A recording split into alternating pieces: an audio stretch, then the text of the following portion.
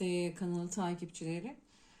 Bugün bu videoyu tığ işi örgü öğrenmek isteyip bir türlü öğrenemeyenler için hazırladım. Bu videodan sonra umut ediyorum ki sizler de tığ işi örgüler örebileceksiniz. Anlatımıma geçmeden önce videomu beğenmeyi ve abone olmayı kanalıma unutmamanızı rica ediyorum. Tığ işi örgü yaparken kullandığımız araç olan tığ hakkında öncelikle bilgiler vermek istiyorum.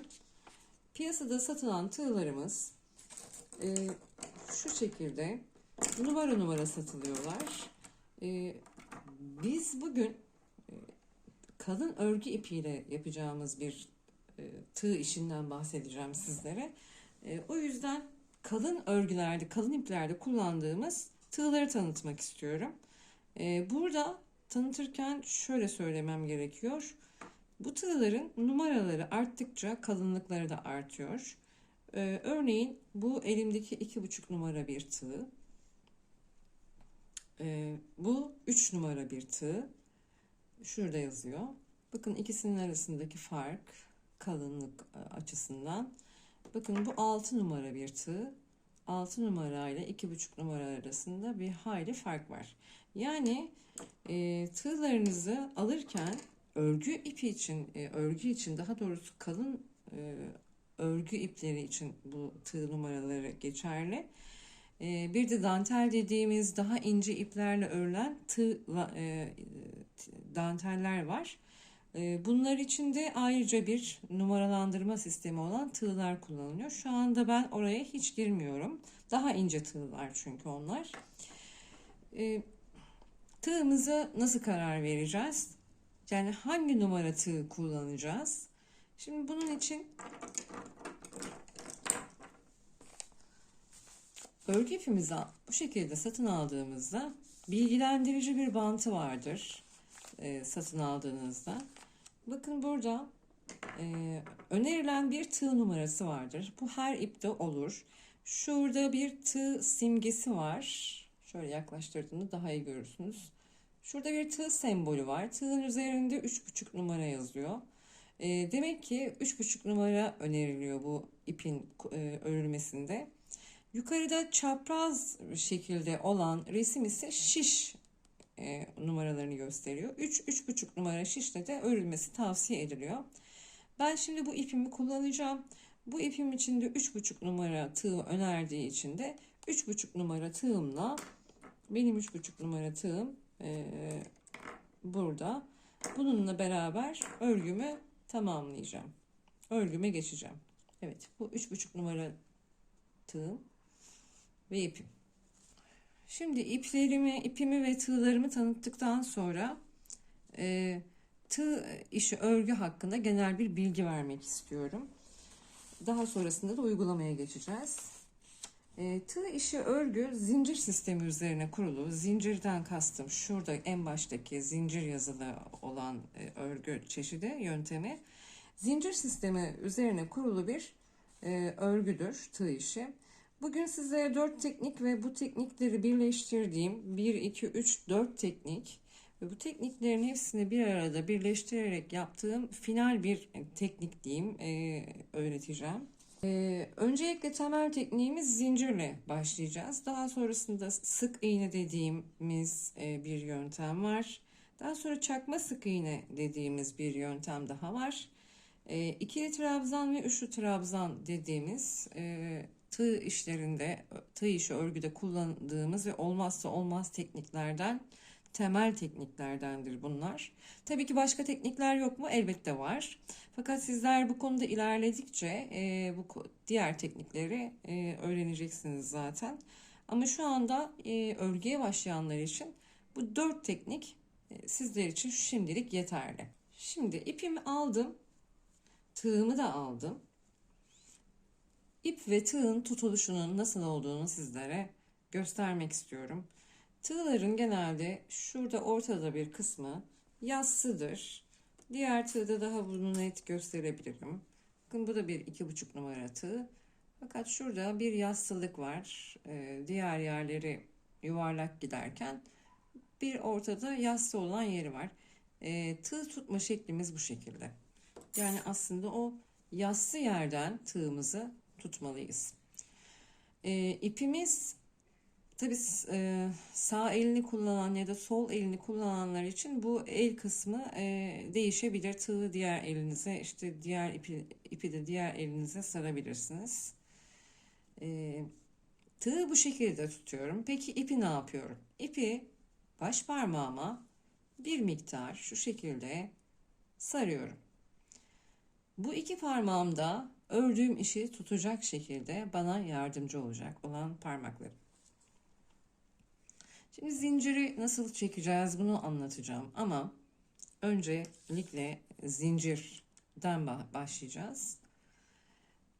Öncelikle her örgüye ne örerseniz örün, başladığınızda yapmanız gereken ilk işlem var.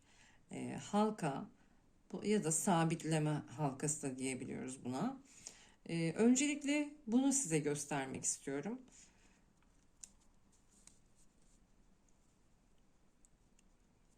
Bakın.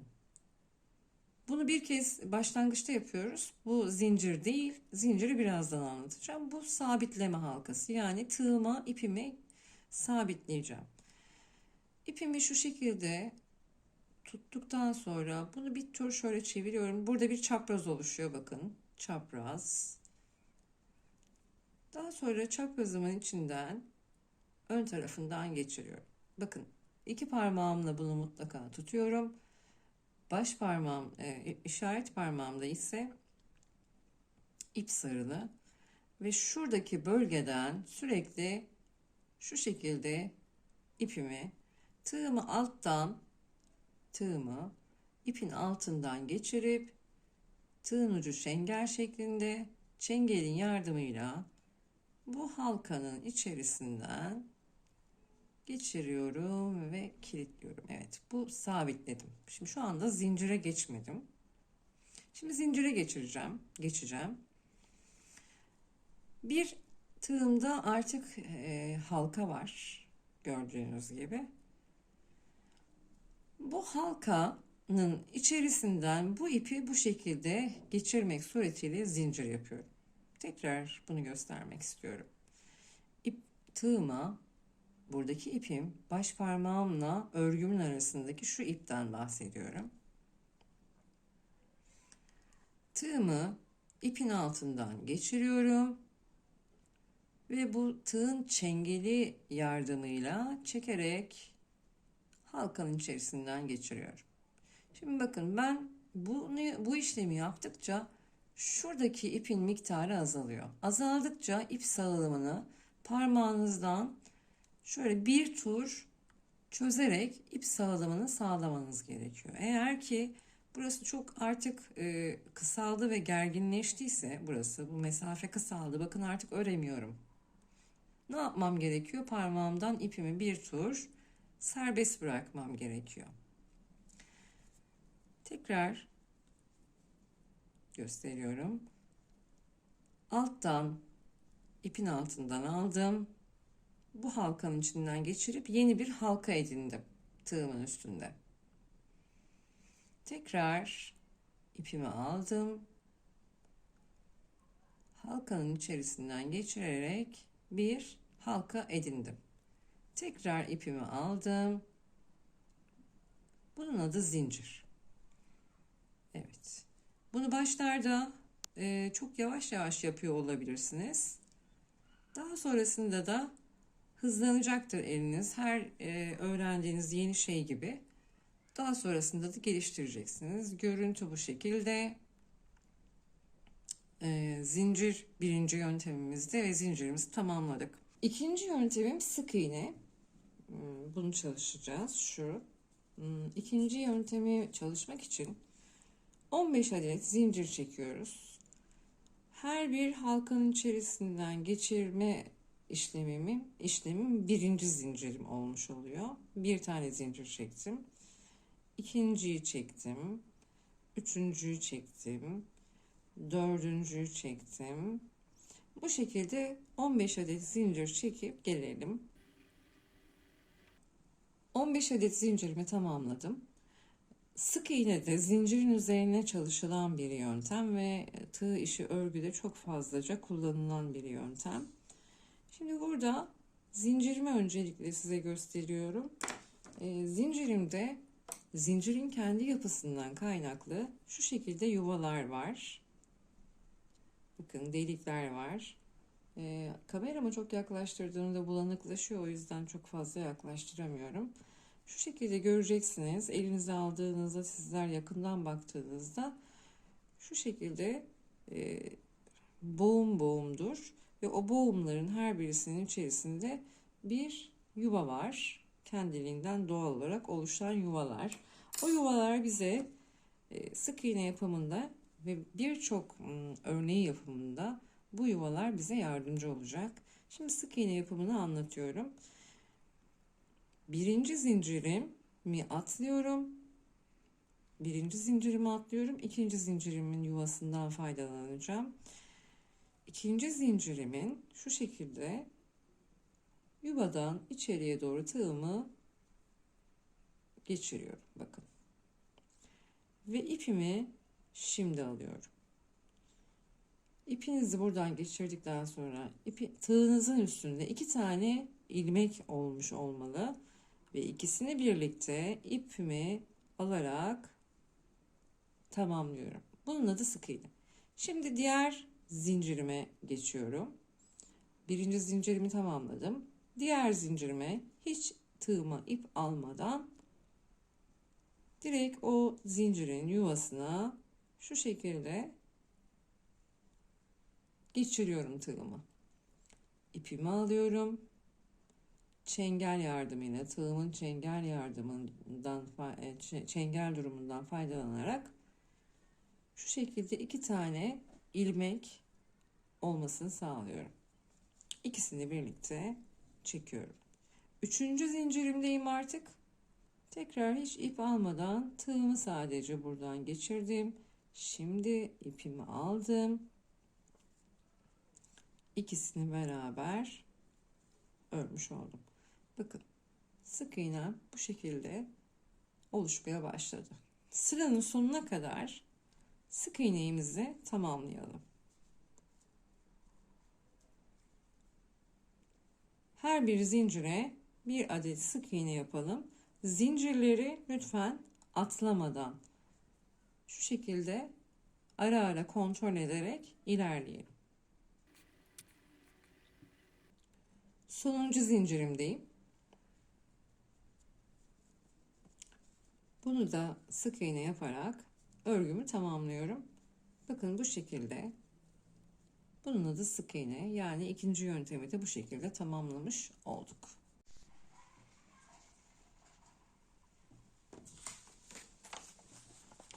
Üçüncü yöntemim çakma sık iğne.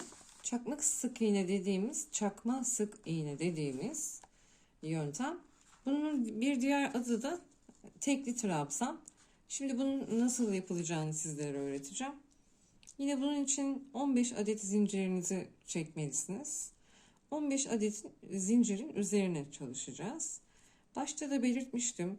Tığ işi örgü zincir sistemi üzerine kurulu bir örgü türüdür. Şimdi 15 zincirimi ben çektim.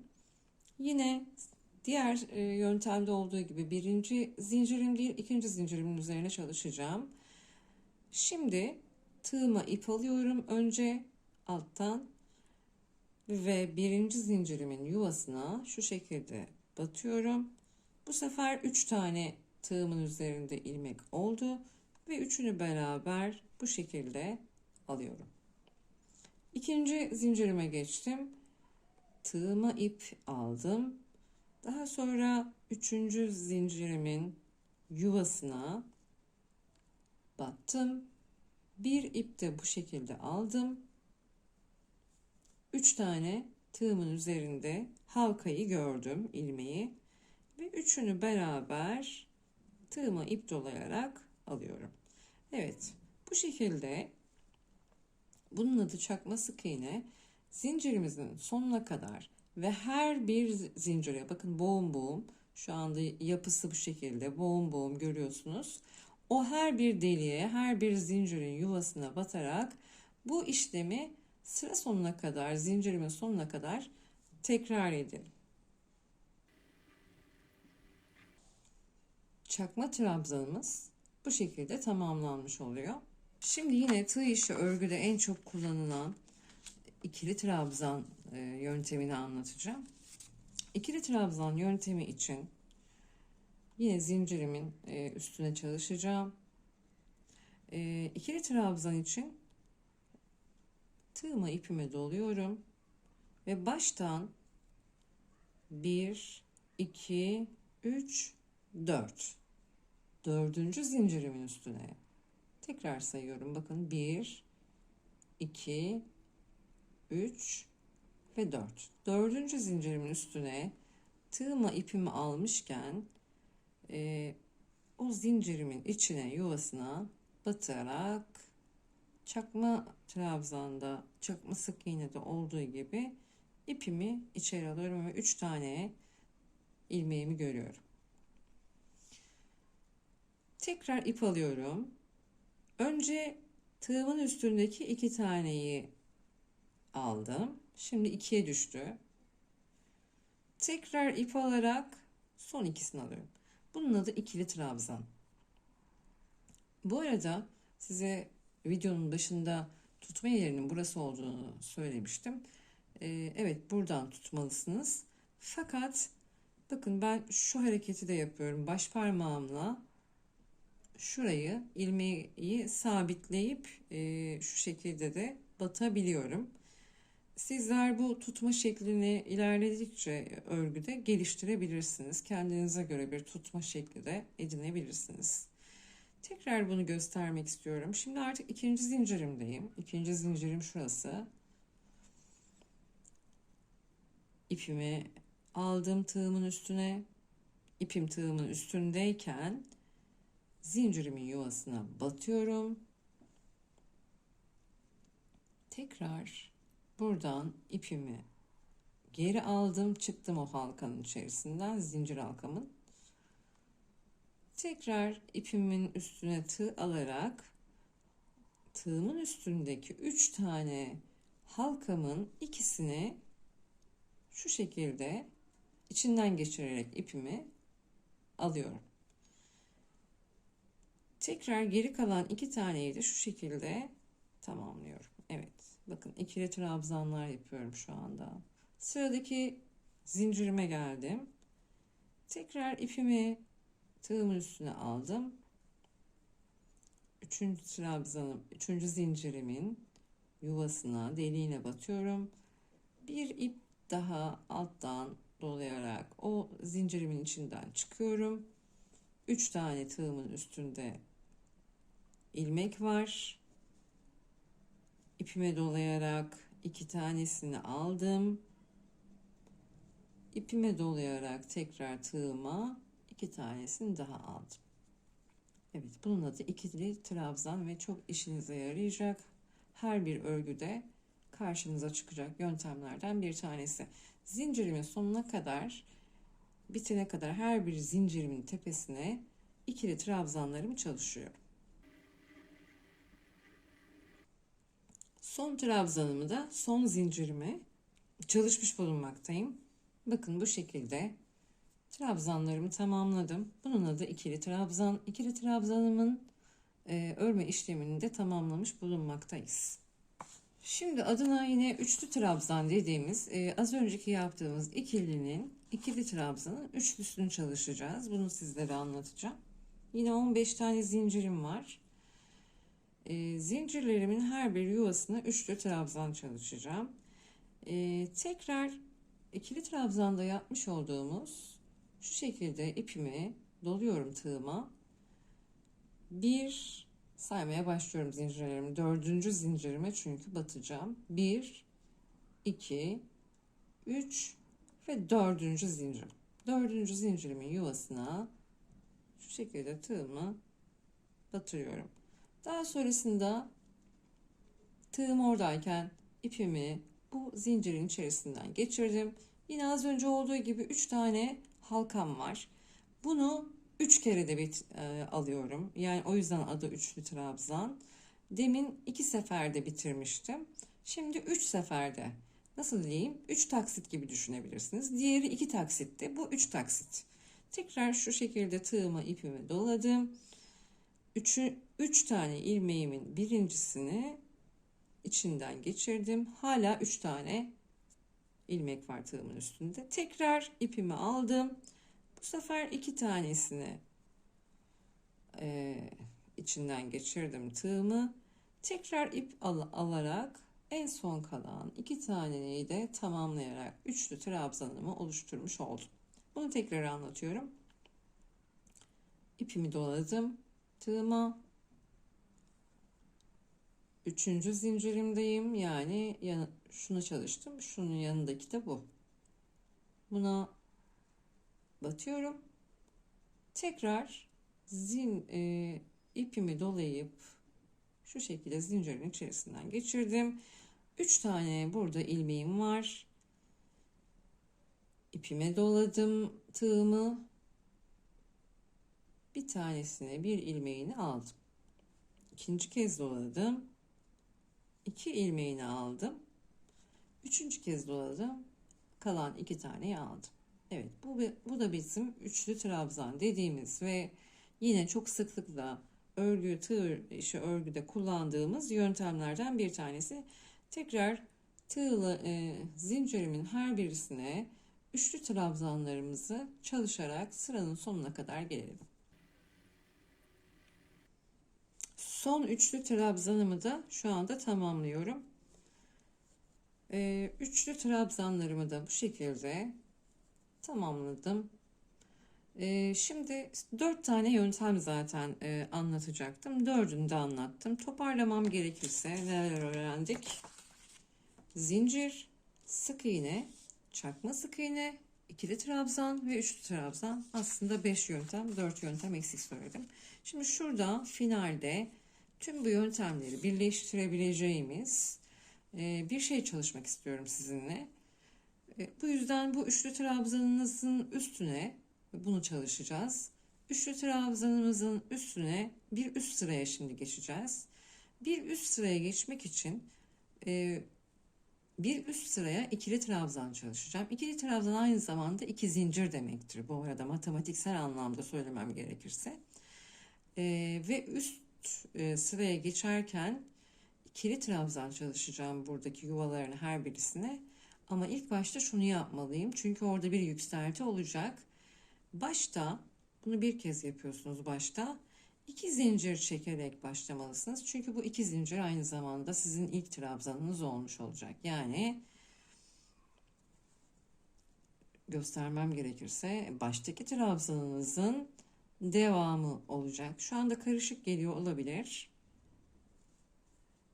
Örmeye devam ettikçe bunlar sizde oturacak ve asla pes etmeyin. Her ne konu ne olursa olsun sevdiğiniz, yapmak istediğiniz bir şeyi ilk başarısızlığa uğradığınızda asla pes etmeyin. Konuma dönecek olursam 2 tane zincirimi çektim ve bir üst sıraya şu anda geçmiş oldum. Ne yapıyorum? Çeviriyorum kendime doğru. Çünkü bu tarafa doğru çalışacağım. 2 zincir çektikten sonra yine ikili trabzan çalışacağım için 2 zincir çektim. Eğer üçlü trabzan çalışacak olsaydım 3 zincir çekerek bu başlangıçta da 3 zincir çekerek başlayacaktım. Şimdi ikili trabzan çalışacağım için 2 tane zincirle başlıyorum. 2 zincir çektim. İpime doladım. Lütfen bunu sizler de benimle beraber deneyin. Bu birinci trabzanım. Şu da ikinci trabzanım. Tıpkı zincirlerde olduğu gibi her bir trabzanın üstünde bir yuva vardır. Bu yuvalar bizim örgülerimizi yapmamızda bizlere yardımcı olurlar. Doğal olarak bu yuvalar oluşuyor. Bakın trabzanım şuradaki de yuvası. Öyle üstten baktığınızda aslında zincire benzeyecek bir şu şekilde diğer taraftan da geçiriyorum. Bakın yine sıradaki trabzanımın yuvası bu. Bunu da bu şekilde geçirdiğimde tığımın üstünde 2 tane ip olduğunu görmeliyim. Yani şu ve şu. 2 tane ip. Şimdi devam ediyorum. İpimi doladım. Tığıma ip doladım. Birinci trabzanımın ikinci trabzanım, özür diliyorum. Bunu her zaman böyle yapacaksınız. Çünkü birinci trabzanın tepesinde 2 zincir var. O bir trabzan anlamına gelir. İkinci trabzanımın yuvasına şu şekilde batarak yine az önce yaptığım gibi ipimi çekiyorum. Bakın 3 tane yine burada ilmeğimin olmasını sağlıyorum. Şimdi ikili trabzan nasıldı? 2 taksit. İkisini bir aldım. İkisini bir aldım. Tamamladım. Şimdi tekrar 3. trabzanıma geldim. 3. trabzanımın yuvası var şurada. İpime doladım. 3. trabzanımın yuvasına şu şekilde batıyorum. Arkadan da kontrol edin. Üstten baktığınızda 2 tane ip var mı yok mu? Bakın 2 tane ip. Kamera biraz bulanıklaşıyor. Ben yaklaştırdıkça umarım görülüyordur. İpimi aldım. İçinden geçirdim bu yuvanın. Evet, ikili trabzan yapıyorum. 2 ilmeğimi aldım. 2 ilmeğimi daha aldım. Bakın bir üst sıradayım şu anda. Ve bunu sıra sonuna kadar lütfen gelin. Sıra sonunda tekrar görüşelim. İkinci sıramı da tamamladım. İkinci sıranın üstünde örnek parçamda olduğu gibi delikler var. O delikleri de size şimdi bu deliklerin olduğu sırayı çalışacağız. Mantığını da size anlatmaya çalışacağım bu şekilde. Şimdi ne yapıyorduk? Bir üst sıraya geçerken her zaman zincirle yükseltiyorduk. Bu zincir aynı zamanda bizim trabzanımızda, ilk trabzanımız. Ve çevirdim. Şimdi 2 zincire ilave 2 zincir daha çekiyorum. 2 zincir burada 2 trabzan demek.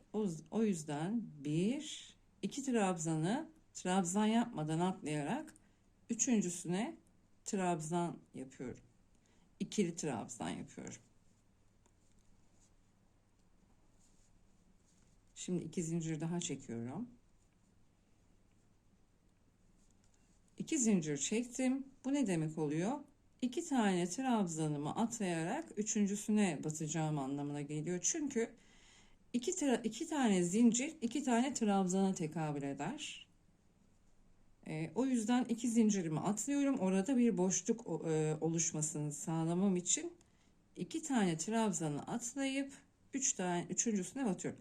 Eğer bu 3 zincir olsaydı bu sefer 1, 2, 3 tane trabzanımı atlayıp dördüncüye batacaktım. Şimdi 2 tane zincir çektiğim için bunun mantığı budur. 4 zincir çekmişseniz 4 trabzana tekabül eder. 2 zincir çekmişseniz 2 tane trabzana tekabül eder. 2 tane trabzanı atlayıp üçüncünü trabzanın yuvasına ikili trabzan çalışıyorum. Ve sıra sonuna kadar bakın pencerelerim oluşmaya başladı. Tıpkı örnek çalışmamda olduğu gibi, burada olduğu gibi pencerelerim oluşmaya başladı. Sıra sonuna kadar bu şekilde örerek gelelim. Sıra sonundayım. Sıra sonunda şunu göstermem gerek. Bir alt sıradaki ilk trabzanım zincir. Burası zincirdi, hatırlayın. 2 zincir çekerek yükseldiğim yer. Ve oradaki zincirime batıyorum. Aslında o benim trabzanım. Son trabzanım. Ve sırayı bu şekilde tamamlıyorum. Bu da bir kuraldır. Bunu her zaman bu şekilde çalışmalısınız. Tekrar bunların üstüne bu sefer çakma trabzan çalışacağım. O yüzden 2 zincir değil 1 zincir çekiyorum. Çünkü çakma trabzanımın yükseltisi 1 zincire tekabül ediyor. Evet, çakma trabzanımı tekrar hatırlatayım. ipime doluyordum tığımı. Bu sefer bu pencereye, boşluğa 2 zincir olduğu için 2 tane çakma trabzan. Hepsini beraber çekiyordum. Tekrar ipime doluyorum. Hepsini beraber. 3 tanesini beraber alıyorum. Evet. Birinci penceremi tamamladım. Burada bir trabzanım var. O trabzanımı atlamıyorum. O trabzanımın da bir yuvası var. O yuvaya da yine bir çakma trabzan yaparak bir sonraki pencereme geçmiş oluyorum. Bir sonraki penceremde eğer 3 tane zincir olsaydı 3 tane çakma trabzan çalışacaktı. O yüzden şimdi 2 tane zincirim olduğu için 2 tane çakma trabzan çalışıyorum. Penceremin direği olan trabzana da mutlaka bir tane batıyorum. Bu şekilde sıranın sonuna kadar gelelim. Sıranın sonundayım. Son penceremde. 2 tane yine çakma trabzanımı yaptıktan sonra buradaki zincirime de batıyorum. Çünkü o da benim trabzanım. Bu şekilde sonlandırıyorum. Çakma trabzanlarımı pencereme çalıştım gördüğünüz gibi. Şimdi bir üst sıraya geçeceğim. Bu sefer bir üst sıraya sık iğne yapacağım. Çok özür diliyorum. Çakma trabzan dedim. Bu sıraya çakma sık iğne olacaktı. Düzeltiyorum. Şimdi sık iğne. Yine bir zincir çektim.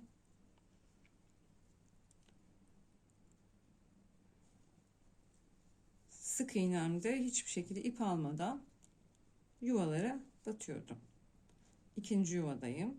Bakın ip almadım. Yuvaya direkt batarak ipimi geri çektim.